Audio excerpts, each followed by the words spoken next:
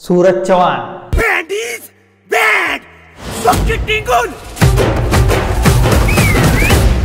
आता भाऊ चक्क चित्रपटांमध्ये झळकत आहेत आणि झापक झुपक आता चित्रपटांमध्ये करणार आहेत। तर जे कोण सूरज चव्हाणचे कट्टर भक्त असतील त्यांना मी नम्र विनंती करून माफी मागतो। तुम्ही आताच व्हिडिओ पासून कल्टी मारा। मित्रांनो, मराठी इंडस्ट्रीला काय झालं याचा प्रश्न तर सुटतच नाही। मराठी इंडस्ट्रीमध्ये पिक्चर का चालत नाहीत याचा कोडा आपल्याला तर निघाला नाही अजूनपर्यंत। मित्रांनो, सोशल मीडिया आल्यापासून, टिकटॉक आल्यापासून हे नमुने खूप फेमस होते। यांच्यासारख्या ढिगारा पडलेत अख्ख्या देशामध्ये। त्याच्यानंतर ही प्रजाती फेमस होऊन डायलॉग मारो मारो बिग बॉस मध्ये आली। झापूक झुपूक गोली का बॅट बॅट गोली का झापूक झुपूक बॅट गोली का। बिग बॉस मध्ये या माणसानं बिग बॉस मराठी शो जिंकला।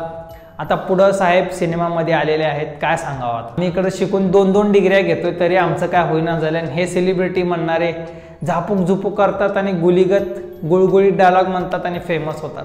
आणि यांच्या जीवनावर चित्रपट पण येत आहेत। याच्या डायलॉगवरच अख्खा पिक्चर केला केदार शिंदे सरांनी एवढे छान छान पिक्चर दिलेत। आगाबाई आरेच्या सारख्या पिक्चर केलेले, बरेच चांगले पिक्चर दिलेले आहेत। पण आता सध्या झापूक झुपूकच्या मागे लागलेत। पण चित्रपटांमध्ये तर भावानं काय अभिनय केला असेल तेच ते डायलॉग, मी झापूक झुपूक गुलीगत धोका डिस्क्या। अरे यार, काय बघून पिक्चर आलेत आजकालचे, काय व्हायले काय। मराठी इंडस्ट्रीचे पहिलाच वाट लागलेले आहेत तसले ते झापूक झुपूक। एवढंच वाटते की हे काहीतरी सूरज चव्हाणचं कॅरेक्टर उड्या मारणार, काहीतरी वेडवाकडा डान्स करणार।